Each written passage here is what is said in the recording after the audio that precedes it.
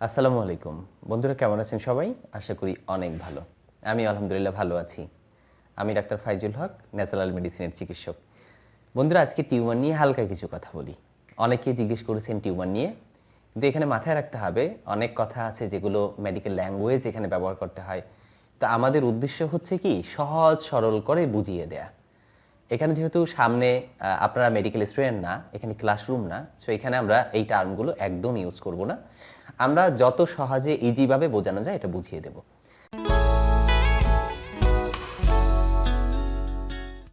Tumour নিয়ে যারা প্রশ্ন করেছেন, অনেকের মধ্যে একটা ভয় কাজ করে, ভাই টিউমার মানে কি ক্যান্সার? বিষয়টা কিন্তু এরকম না। সব টিউমার মানে যে ক্যান্সার তা না। এখানে আমরা একটু ধারণা দিই, তাহলে বুঝবেন টিউমার মানে আসলে কি।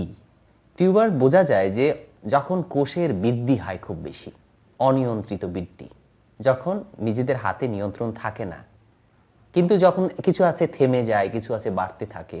এর ভিতর কিছু ক্লাসিফিকেশন আছে।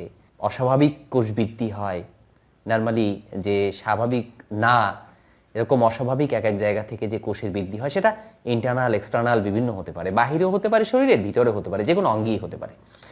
এই কোষের বৃদ্ধিগুলো যে সবগুলোই ক্যান্সারে পরিণত হবে বিষয় তা না। বন্ধুরা, এখানে অনেকগুলো ভাগ আছে, আমি ওগুলো না বলে আমি ছোট্ট ছোট দুইটা ভাগের কথা বলি যাতে একটু সহজ হয়। একটাকে আমরা বলি বিনাইন, আর একটাকে বলি ম্যালিগন্যান্ট।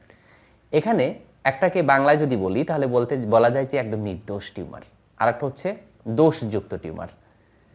নির্দোষ টিউমারগুলো হচ্ছে যে আপনার শরীরে থাকবে, কিন্তু কোনো সমস্যা তৈরি করবে না, সে কোনো ক্ষতি করবে না, আজীবন ওই নিরাপদ প্রতিবেশীর মতো থাকবে।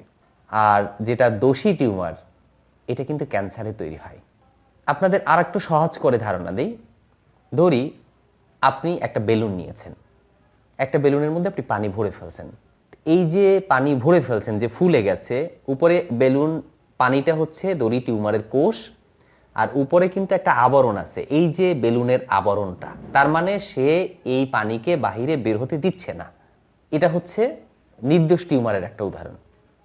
জাস্ট আমি উদাহরণের জন্য বলছি যে হ্যাঁ, একটা বেলুন আপনি পানি ভরে ফেলছেন, বাহিরে কিন্তু একটা আবরণ আছে, সে বেড়ে গেছে, কিন্তু বাহিরে একটা আবরণ দ্বারা সে আটকে রাখছে নিজেকে, ছড়াতে দিচ্ছে না, অন্য কোনো জায়গা সে নষ্ট করছে না।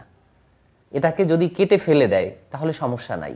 আবরণ সহ যদি আমি কেটে ফেলে দেই, এটাকে আপনি একটা বক্সের মধ্যে রাখলেন, ঠিক একটা বাক্সের মধ্যে আপনি কি এই পানি ভর্তি বেলুনটা রাখলেন। এখন আপনি যদি চান যে সরিয়ে ফেলবেন, আপনি কিন্তু খুব ইজিলি সরিয়ে ফেলতে পারেন। আপনি আস্তে বেলুনটাকে কেটে উপর থেকে ধরে পানি সহ ফেলে দিতে পারেন, তাই না? আচ্ছা, এখন চিন্তা করেন, হ্যাঁ বেলুনটা ফেটে গেছে ভিতরে।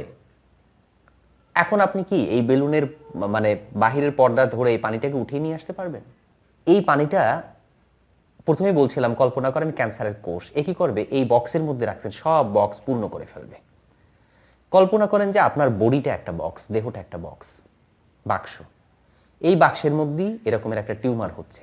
কল্পনা করেন জাস্ট, টিউমারটা বেলুনের মতো একটা পর্দা কল্পনা করেন, কোষগুলো বাড়ছে বাড়ছে বাড়ছে। আপনার কিন্তু অন্য অঙ্গগুলো, বাহির ভিতরে অঙ্গ আছে না, ফুসফুস আছে, লিভার আছে, স্টোমাক আছে, অনেকগুলো, যাই হোক যা যা আছে, যেখানে যেখানে আছে, ও ধরি আমি লিভারের কাছেই থাকলো, সে কি করতে পারে, সর্বোচ্চ বড় হতে হতে লিভারকে চাপ দিয়ে একটা বড় হতে বাহিরে চলে আসতে পারে বা কিছু একটা। এখানে ডক্টর কি করবে, অপারেশন করে আস্তে টিউমারটাকে বের করে ফেলতে পারবে, অন্য অঙ্গ প্রত্যঙ্গের কিন্তু কোনো ক্ষতি হচ্ছে না। আচ্ছা, এবার আসেন, এটা হচ্ছে নির্দোষ টিউমারের একটা উদাহরণ। এই বক্স কল্পনা করছিলাম, আবার কল্পনা করেন যে হ্যাঁ এর ভিতরে টিউমার একটা বাড়ছে বাড়ছে বাড়ছে বাড়ছে। এই টিউমারটা কি কোষ অস্বাভাবিকভাবে বেড়ে চলছে, কিন্তু ফেটে গেছে, পর্দাটা কি ফেটে গেছে। তখন কি হবে, তার কোষগুলো সব দিকে ছড়িয়ে যাচ্ছে, সে অন্য অঙ্গকে ধরে ফেলছে, সে লিভারকে ধরে ফেলছে, সে সব দিকে যাচ্ছে। এখানে ক্যান্সারের অর্থটা আমি যদি বলি তাহলে আপনি বুঝতে পারবেন। ক্যান্সার মানে হচ্ছে কাকড়া। কাকড়া তো চেনেন, এই কাকড়া যেমন পা আছে না, আঁকড়ে ধরে চতুর্পাশে অনেকগুলো পা ছড়ায়, ক্যান্সার তেমন ছড়ায়। আস্তে আস্তে একটা মানুষের পুরো দেহকে সে ছড়িয়ে, পুরো দেহকে ক্যান্সার কোষ দিয়ে ভরে ফেলে, কিছু করার থাকে না তখন। তো বন্ধুরা, আশা করি বুঝতে পারছেন যে না, সমস্ত টিউমারই ক্যান্সার না, বাট সমস্ত ক্যান্সারগুলোই কিন্তু অনেক সময়, সমস্ত ক্যান্সারগুলোকে আমরা টিউমার বলে ফেলতে পারি। আরও হয়, তারপরে ঘা হয়, তারপরে ইনফেকশন হয়, অনেক কিছু জটিল হয়। বাট আমরা ওদিকে না যাই। এখন এর কেন হয় আমরা অনেক কারণ জানি না।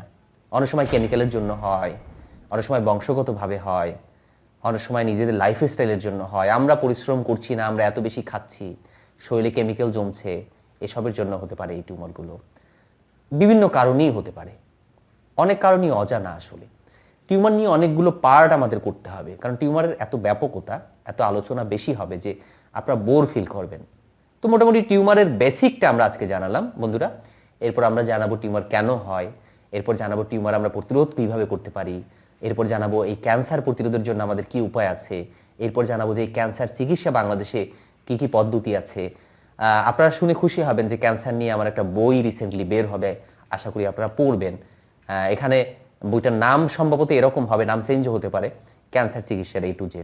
প্রাথমিক অবস্থায় ক্যান্সার ভালো করা যায় কিনা, এই টিউমার থেকে কিভাবে কি হয়, এই বিষয়গুলো নিয়ে আমরা বিস্তারিত আলোচনা করবো। আবারও বলি যে আমরা এমনভাবে আলোচনা করব যে যেন একদম সবাই বুঝতে পারে, একদম সহজভাবে। আমরা এই টিউমারের জন্য কি ভেষজ আছে, টিউমারের জন্য কি চিকিৎসা আছে, আসলে মানে এই সবগুলো নিয়ে আমরা আলোচনা করব। মোটামুটি আপনারা যদি পর্ব বা এই পর্ব দেখতে থাকেন, আশা করি আপনারা লাভবান হবেন। আজকে কি আমরা টিউমার সম্পর্কে বেসিক জানলাম। ওকে বন্ধুরা, আল্লাহ হাফেজ, অনেক ধন্যবাদ যারা আমাদের সাথে ছিলেন।